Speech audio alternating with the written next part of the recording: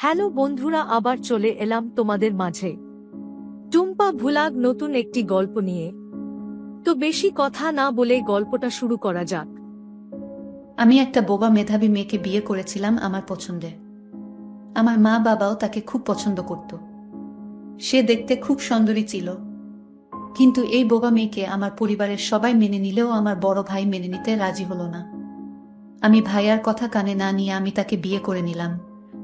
কিন্তু আমার স্ত্রী কথা বলতে পারত না, তাই ভাইয়া ভেবেছিল তার সাথে যাই হোক না কেন সে বলতে পারবে না। আমি একদিন বাড়িতে ছিলাম না, আর এই সুযোগে আমার বড় ভাই একদিন আমার স্ত্রীর রুমে ঢুকে যায়। তারপর কি হয়েছিল সেটা জানতে গল্পটি প্রথম থেকে শেষ পর্যন্ত শুনতে থাকুন। যদি টেনে টেনে শুনেন তাহলে আপনারা কিছুই বুঝতে পারবেন না, তাই গল্পটি মনোযোগ দিয়ে শুনুন। তাহলে মূল গল্পটি বলি। আমি 3 ভাইয়ের মধ্যে মেজ। সবে মাত্র পাবলিক ভার্সিটি থেকে পাশ করে বেরিয়েছি। কয়েকটা চাকরির ইন্টারভিউ দিয়েছি। বড় ভাইয়ের বিয়ে হয়েছে। আমাদের পরিবার মোটামুটি ধার্মিক পরিবার বলা যায়। পর্দা করার ব্যাপারে এত কঠোর না হলেও নামাজ রোজার ব্যাপারে আমাদেরকে ছোটবেলা থেকেই উৎসাহিত করা হয়েছে। আমার ভাইয়ের জন্য মেয়ে দেখার সময় ধার্মিক পরিবারের মেয়েকেই বেশি প্রাধান্য দিয়েছিল। আল্লাহ চাহেন তো চাইলে পাওয়া যায় না এমন কিছুই নেই। আলহামদুলিল্লাহ, এমন মেয়েকেই মা ঘরের বউ করে আনে। সেদিন গ্রামে ভাবির কাজিনের বিয়েতে গিয়েছিলাম পুরো পরিবার। খাওয়া দাওয়ার পর কয়েকজন মিলে বসে গল্প করছিলাম। দূর থেকে লক্ষ্য করলাম একটি কমপ্লিট হিজাব পরিহিতা, হাত মোজা, পা মোজা সহ মেয়ে। মেয়েটি আমাদের রুমের দিকেই আসছে। প্রথমে মেয়েটির প্রতি কোনো আগ্রহ না থাকলেও পরে খেয়াল করে দেখতে দেখতে ভাবছি এই যুগেও মানুষ এইভাবে হিজাব করে। আমি যে রুমে বসে আছি সেখানেই এক পাশে বসে গেল। অন্য একটি মেয়েকে লিখে কি যেন দেখাচ্ছে। খোঁজ নিয়ে জানতে পারলাম মেয়েটি ভাবির কাজিন হয়। আমার আগ্রহ জানার আরো বেড়ে গেল মেয়েটির প্রতি। নিজের মনেই বললাম মেয়েটি ভাত খাওয়ার সময় দেখতে কেমন। মেয়েটিকে ফলো করে যাচ্ছি, কিন্তু সে কিছুতেই মুখ খুলছে না। লক্ষ্য করলাম বারবার কি যেন লিখছে। বিয়ের পর জেনেছিলাম সে দাওয়াত বিয়েতে খুব কমই যায়। বাধ্য হয়ে যেতে হলেও খাবার খায় না। আমার জিদ চেপে গেল। আমি মেয়েটিকে দেখবই, যেভাবেই হোক। মাকে বললাম আমি আরো কিছুদিন গ্রামে থাকতে চাই। মাও খুশি হয়ে রাজি হয়ে গেলেন। এখানে উল্লেখ্য ভাবির বাবার বাড়ির লোকজন অত্যন্ত অতিথিপরায়ণ এবং আন্তরিক। নতুন বউয়ের বাপের বাড়ি থেকে প্রতিদিন গেস্ট আসছে, আর আমি কিছুক্ষণ পর পর বিয়ে বাড়ির দিকে যাচ্ছি। যদি একটি বার মেয়েটিকে দেখি। হয়তো এটাই আল্লাহর ইচ্ছা ছিল। সেদিন দুপুর বেলা খাওয়ার পর বিশ্রাম নিচ্ছিলাম সোফায় আধা শোয়া হয়ে। হঠাৎ একটি মেয়ে ঢুকেই এক অদ্ভুত শব্দ করে ডাকতে লাগলো। তখনও পর্যন্ত আমার মাথায় আসেনি সে এইরকম অদ্ভুত করে কেন ডাকতেছে। ভাবি ভেতর থেকে জি বলে আওয়াজ দেওয়াতে বুঝতে পারলাম ভাবিকেই ডাকতেছে। মাত্র আমাকে দেখেই দৌড়ে চলে গেল। জাস্ট কয়েক সেকেন্ডের জন্য মেয়েটিকে দেখেছিলাম। কেন জানি না বারবার মনে হচ্ছে এই মেয়েটি সেই, যাকে আমি 2 দিন ধরে পাগলের মতো খুঁজে বেড়াচ্ছি। পরে ভাবি থেকে জিজ্ঞাসা করাতে জানতে পারি, এটাই সেই পর্দানসীন মেয়ে। উজ্জ্বল শ্যামলা বর্ণের মায়াবতী। এই কয়েক সেকেন্ডেই আমার ভেতর আলোড়ন সৃষ্টি হয়ে গেল। আমার বুঝতে আর বাকি থাকল না, আল্লাহই আমাকে এখানে নিয়ে এসেছেন মেয়েটির সাথে দেখা করাবেন বলে, আমাদের এক করবেন বলে। এর পরের দিনই আমরা ভাবি সহ বাসায় চলে আসলাম। কিছুতেই আসতে মন চাচ্ছে না। মনটা আকুল হয়ে আছে, আরেকটি বার যদি মেয়েটিকে দেখতে পেতাম। ভাবিও যেহেতু ইসলামী মন মানসিকতার, উনার সাথে প্রয়োজনের বাইরে দেখা বা কথা হয় না একই ঘরে থাকার পরও। ভাবির কাছে মেয়েটির ব্যাপারে জিজ্ঞাসা করার সুযোগ খুঁজতেছি। 1 সপ্তাহ পর সুযোগ পেলাম। মা ডাক্তারের কাছে গিয়েছে, স্বাভাবিকভাবেই আমার দুপুরের খাবার ভাবিই দিবে। ভাত খাওয়ার পর মেয়েটির ব্যাপারে জিজ্ঞাসা করলাম, কিন্তু ভাবি যা বলল তা শুনে আমার দুনিয়া উল্টে গেল। মেয়েটি বোবা, বধির। মেয়েটির মা উচ্চশিক্ষিত মহিলা। 5 বছর বয়সেই জানতে পারে মেয়েটি স্পেশাল শিশু। কিন্তু মেয়েটির মা হার মানেনি। সারাদিন মেয়ে নিয়ে লেগে থাকত। মেয়েকে স্বাবলম্বী শিক্ষিত করার জন্য সব প্রকার চেষ্টা করতে লাগল। 8 বছর বয়সেই মেয়েটিকে সমস্ত বর্ণ শিখিয়ে ফেলল। আল্লাহ তাআলা এই সমস্ত শিশুদেরকে অবশ্যই কোনো বিশেষ গুণ দিয়ে পাঠান দুনিয়াতে। কিছুদিন পর মা বুঝতে পারে মেয়েটি ছবি আঁকায় খুব পারদর্শী। মা মেয়েটিকে ছবি আঁকার সমস্ত উপকরণ এনে দিল। এবং অন্যান্য সাবজেক্ট বিশেষ করে ইংলিশের ব্যাপারে খুব বেশি গুরুত্ব দিতে লাগল। মেয়েটির টিচার্সরা খুব সুনাম করত। প্রায় প্রতি ক্লাসেই টপ 3-তে মেয়েটি রেজাল্ট করত একমাত্র মায়ের অপ্রাণ চেষ্টা এবং আল্লাহর ইচ্ছায়। এসএসসিতে গোল্ডেন জিপিএ পেল। ওরা গ্রামে থাকলেও পৌর এলাকার হওয়ায় শহরের মতোই কিন্ডারগার্টেন, আর্ট স্কুল এসবের খুব মান। মা মেয়েটিকে মামাদের সাহায্য নিয়ে একটা আর্ট স্কুল খুলে দিল। এই বোবা মেয়েটি মাত্র 2 জন স্টুডেন্ট নিয়ে স্কুল শুরু করে নিজের বাসায়। এইচএসসি দিতে দিতে মেয়েটির প্রায় 50 জন স্টুডেন্ট। আমি এখনো সবসময় মেয়েটির মা প্রতি কৃতজ্ঞ। ওকে এত যোগ্য বানানোর জন্য, ওর কমতিগুলোকে শক্তিতে রূপান্তর করার জন্য। ইন্টার পরীক্ষায়ও ও ভালো রেজাল্ট করল, অল্পের জন্য জিপিএ 5 পায়নি। মাত্রই ইংলিশে অনার্সে ভর্তি হয়েছে। আমি আর কিছুই ভাবতে পারছি না। আমি একটা বোবা মেয়েকে বিয়ে করব। ভেতর থেকেই কেউ একজন বলে উঠল, দুনিয়াতে কি মেয়ের অভাব নাকি আমার মধ্যে কোনো কমতি আছে যে আমি জেনে শুনে বোবা মেয়ে বিয়ে করব? কিছুতেই হতে পারে না। কিন্তু আমি কিছুতেই নিজের মনকে মানাতে পারছি না। আমি কি দোষ করেছি? স্কুল, কলেজ, ভার্সিটি কোথাও প্রেম হল না। শেষমেশ একটা বোবা মেয়েকেই ভাল লাগল। সেদিন সারা রাত খুব কান্না করলাম। বারবার আল্লাহকে দোষ দিয়ে যাচ্ছিলাম, কেন আমার সাথে এমন করলে? সারাদিন আর কিছুই ভালো লাগে না, রাত হলে ঘুম আসে না। কেমন জানি হয়ে যাচ্ছিলাম। নিজেকে পাগল মনে হতে লাগল। হঠাৎ করেই মনে আসলো, ভার্সিটিতে এক প্র্যাকটিসিং বড় ভাইয়ের সাথে আমার ঘনিষ্ঠতা ছিল। উনার কাছ থেকেই আমি অনেক দিনের তালিম নিয়েছিলাম।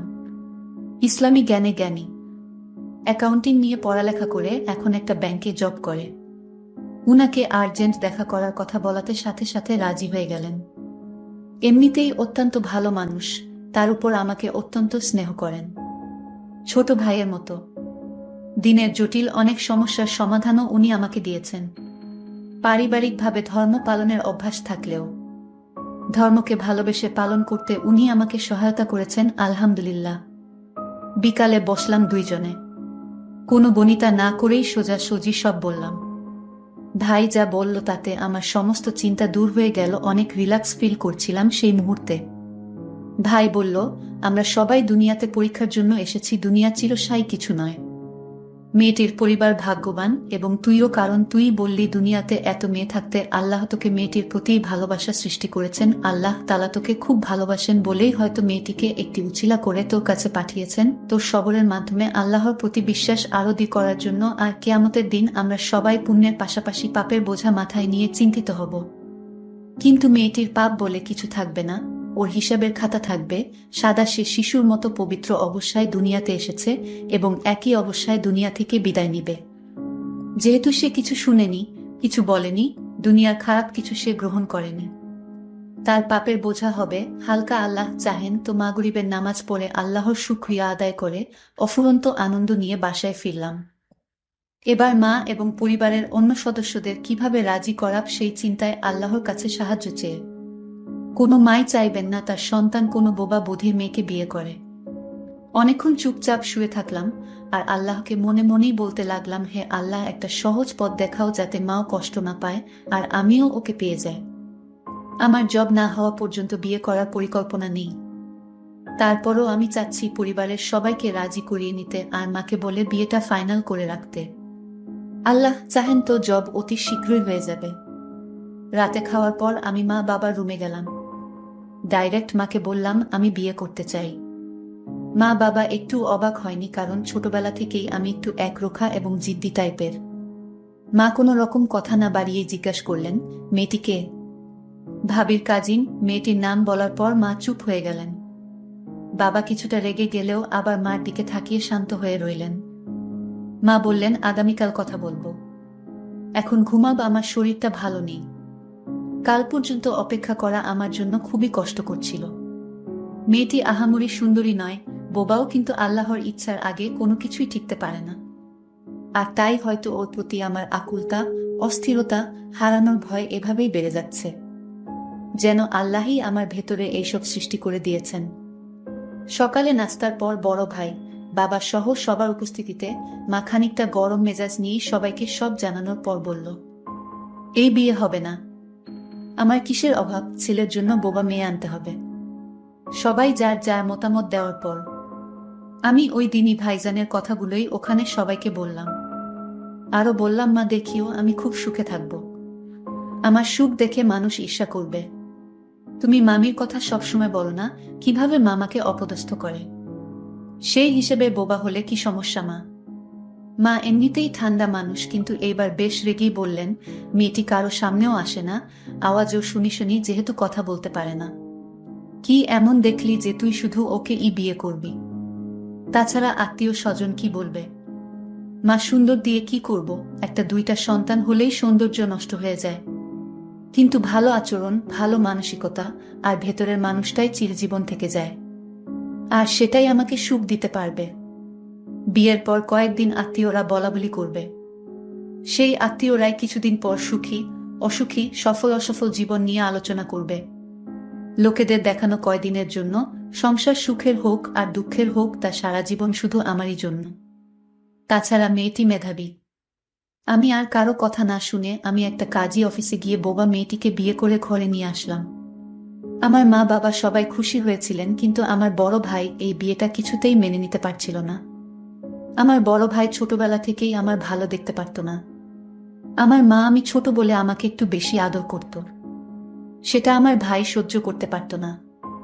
আর আমি একটা ভালো পর্দাশীল মেয়ে এবং খুবই মেধাবী বোবা মেয়েকে বিয়ে করার কারণে হিংসা করত। আমি সেটা ভালোভাবে বুঝতে পারি, কিন্তু ভাইয়ের সামনে কোনোদিন কথা বলিনি। আমি ভাইয়াকে ভালো ভাবতাম, কিন্তু তার উপরের রূপটা খুব ভালো ছিল, ভিতরটা খুবই খারাপ ছিল। আমি সেটা বুঝতে পারতাম, কিন্তু কিছুই বলতাম না বড় ভাই বলে। আমি আমার স্ত্রীকে বাড়িতে নিয়ে আসলাম। আমার বড় ভাই বলল, তোর এত বড় সাহস, আমাকে না জানিয়ে তুই একটা বোবা মেয়েকে বিয়ে করেছিস। আমি ভাইয়াকে বলেছিলাম, ভাইয়া, এই পৃথিবীতে সবাই মানুষ, এখানে সে হোক বোবা কিংবা প্রতিবন্ধী, একই আল্লাহর সৃষ্টি। আল্লাহর সৃষ্টিকে যারা পছন্দ করে না তারা মানুষ না, তারা উপরের দিকটাই মানুষ, ভিতরটা অমানুষ। আমার ভাইয়া আমার কথা শুনে খুব রাগান্বিত হলো। আমার স্ত্রী তখন আমায় ইশারা করে বলল, ঝগড়া না করতে, আমাকে বলল মাথা ঠান্ডা রাখতে। আমি আমার স্ত্রীর কথা মেনে নিলাম এবং রুমে গিয়ে বিশ্রাম নিলাম। একদিন আমি বাসায় ছিলাম না, তখন আমার বড় ভাই আমার স্ত্রীকে বলল, আসলে আমি অন্যায় করেছি, তুমি আমায় ভুল বুঝো না, এই ধরনের কথা বলতে লাগলো। আমার স্ত্রী কথা বলতে পারে না, তাই লিখিত আকারে বুঝিয়ে দিল, আপনার কোনো দোষ নেই, সব দোষ আমার এবং আমার কপালের, কারণ আমাকে দুনিয়াতে আল্লাহ পাঠিয়েছেন বোবা করে, এটাই আমার দোষ। আমি বাড়িতে গিয়ে দেখি আমার স্ত্রীর সাথে আমার বড় ভাই আলাপ করছে। আমি কাছে গিয়ে জিজ্ঞেস করলাম, ভাইয়া কি হয়েছে, কোনো সমস্যা? ভাইয়া তখন বলল, আরে না, কোনো সমস্যা না, আল্লাহ তোরে একজন নেককার স্ত্রী দিয়েছেন। আমার তো ভাইয়াকে সন্দেহ হলো, কারণ যে ভাইয়া গতকাল আমার সাথে রাগারাগি করেছে, আজ সে আমাদের ভালো উপদেশ দিচ্ছে। এটার পিছনে কোনো কারণ আছে। আমার ভাইয়া তারপর রুম থেকে চলে গেল। পরের দিন আমি সন্ধ্যায় বাড়িতে ফিরলাম, ফিরে দেখি ভাইয়া আমার স্ত্রীকে কি যেন ইশারায় বলছে। আমার স্ত্রী কথা বলতে পারে না, আর তাকে ইশারায় বুঝাতে চেয়েছে। আমি বাহির থেকে তাদের এই দৃশ্য দেখতে পেলাম। আমার মনে আরো চিন্তা বেড়ে গেল। ভাইয়া আমার স্ত্রীর রুমে বারবার কেন যায়, এটা তো আমি কিছুই বুঝতেছি না। আর তার সাথে কি কথা বলে? আমার স্ত্রীকে আমি লিখিত আকারে জিজ্ঞেস করলাম, আচ্ছা, আমার ভাইয়া কেন তোমার কাছে আসে, কি বলতে চায়, তুমি লিখে বলে দাও। সে তখন আমায় লিখে উত্তর দিল, ভাইয়া তাকে এটা বলতে চেয়েছে, তুমি খুব সুন্দর, তুমি খুব ভদ্র, তোমার মতো মেয়ের কোনো তুলনা হয় না। মানে আমার প্রশংসা করেছে তোমার ভাইয়া। আমি তো তার লেখা দেখে অবাক, যে ভাইয়া গত কয়দিন আগে আমার সাথে খারাপ ব্যবহার করত, আজ সেই ভাইয়া আমাদের সাথে ফেরেশতার মতো আচরণ করছে। আমি তা দেখে আমার মনে কৌতূহলের সৃষ্টি হয়েছে। আমি আমার স্ত্রীকে আজ বললাম যে, তুমি আমার ভাইয়াকে আমার রুমে আসতে দিও না।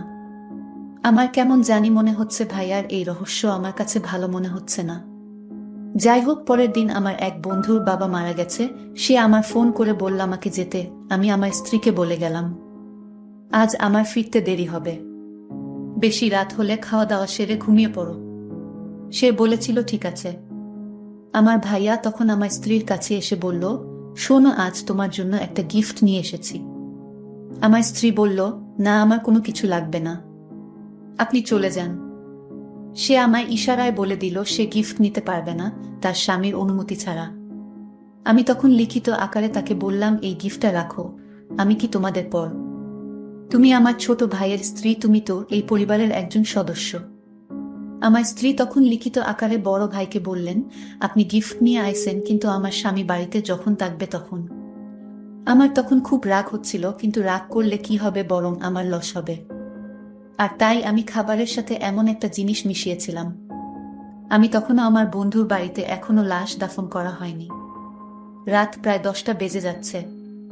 এর মধ্যে বাড়িতে আমার মা, বাবা, আমার বড় ভাই এবং আমার স্ত্রী রাতের খাবার খেতে বসলো। তার আগে আমার স্ত্রী আমাকে ফোন করেছিল, তোমার আসতে কয়টা বাজবে? আমি বলেছিলাম, আমার আসতে অনেক দেরি হবে, তুমি মা বাবাকে নিয়ে রাতের খাবার খেয়ে নাও, খাওয়া দাওয়া সেরে ঘুমিয়ে যাও। কিন্তু আমার স্ত্রী জানতো না খাবারের সাথে কি মিশানো ছিল। আমি আমার স্বামীর অনুমতি নিয়ে খাবার খেয়ে নিলাম মা বাবা এবং তার বড় ভাইকে নিয়ে। তার বড় ভাই আমার খাবারটা আলাদা রেখে দিল। সেটা আমি বুঝতেই পারছিলাম না, আর আমি খেয়ে নিলাম। ভাত খাওয়ার কিছুক্ষণ পর আমার শরীরটা অনেক দুর্বল লাগছিল। আমি আমার রুমে গিয়ে দরজা না লক করেই ঘুমিয়ে গেলাম। তারপর আমার বড় ভাই আমার রুমে প্রবেশ করল। তারপর আমার গলায় থাকা স্বর্ণের হারটা খুলে নিল।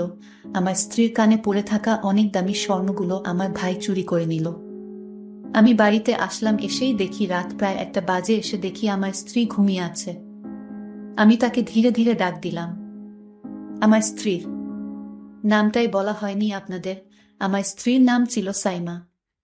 যাই হোক, আমি আমার স্ত্রীর কাছে গিয়ে তাকে ডাক দিলাম, সাইমা উঠো, আমি আসছি। আমি আবার ডাক দিলাম, এই সাইমা তুমি শুনছো না, আমি তোমায় ডাকছি, এই উঠো। সাইমার কোনো সাড়া শব্দ পেলাম না।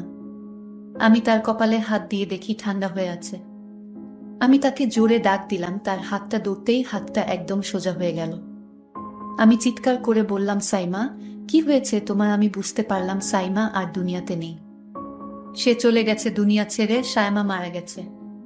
কিন্তু আমি মনে মনে ভাবতে লাগলাম, সাইমার তো কোনো রোগ ছিল না, তাহলে হঠাৎ করে কেমনে মারা গেল? আমি সাইমার গলার দিকে তাকিয়ে দেখি তার গলায় যে হারটা পরা ছিল সেই হারটা নেই। তার কানের মধ্যে পড়ে থাকা স্বর্ণের অলংকারগুলো নেই। আমার আর বুঝতে বাকি রইল না, এই ঘটনাকে ঘটিয়েছে আমার মৃত স্ত্রীর পাশে একটা আংটি পড়ে রইল। আমি আংটিটা দেখে নিশ্চিত হলাম এর সবকিছুর পিছনে আমার বড় ভাই দায়ী, কারণ আংটিটা ছিল আমার বড় ভাইয়ের হাতে। সেটা সাইমার ঘরে পড়ে রইল। আমি চিৎকার করে বললাম, আমার এত বড় ক্ষতি কে করেছে? আমার স্ত্রীকে কেন মেরে ফেলেছে? আমি কান্না গলায় বলতে লাগলাম। তখন আমার ভাইয়া দৌড়ে আসলো, আমার কাছে বলল, কি হয়েছে তোর স্ত্রীর? আমি বললাম, চুপ, একদম চুপ, তুই একটা কথাও বলবি না। তুই আমার ঘরের সবকিছু চুরি করে নিয়ে নিতি, তুই আমার সকল সম্পদ চাইলে আমি তোকে নিঃস্বার্থভাবে তোকে দিয়ে দিতাম, কিন্তু তুই আমার স্ত্রীকে কেন দুনিয়া থেকে বিদায় করে দিলি? কি দোষ ছিল আমার স্ত্রীর? আমার স্ত্রী বোবা ছিল, এটা কি তার অপরাধ ছিল? এগুলো বলতে বলতে আমিও জ্ঞান হারিয়ে ফেললাম। বাবা মা ভাইয়াকে পুলিশে দিয়ে দিল, তার যাবজ্জীবন জেল হয়েছিল। আমার ভাই ছিল লোভী, আমার ভালো দেখতে পারত না। বন্ধুরা, আমাদের সমাজে এরকম অনেক লোভী মানুষ আছে, যারা নিজের কাছের মানুষগুলোকে এমন শোকাহত করে থাকে শুধু অর্থের জন্য। বন্ধুরা, আজকে গল্পটি কেমন লাগলো তা অবশ্যই কমেন্ট করে জানাতে ভুলবেন না। আর এরকম নতুন নতুন গল্প পেতে আমাদের চ্যানেলটিকে সাবস্ক্রাইব করে পাশে থাকবেন। ধন্যবাদ। এই ছিল আমাদের আজকের রোমাঞ্চকের গল্প। ভিডিওটি ভালো লাগলে সবাই লাইক করে দিয়েন আর চ্যানেলটি সাবস্ক্রাইব করে দিয়েন।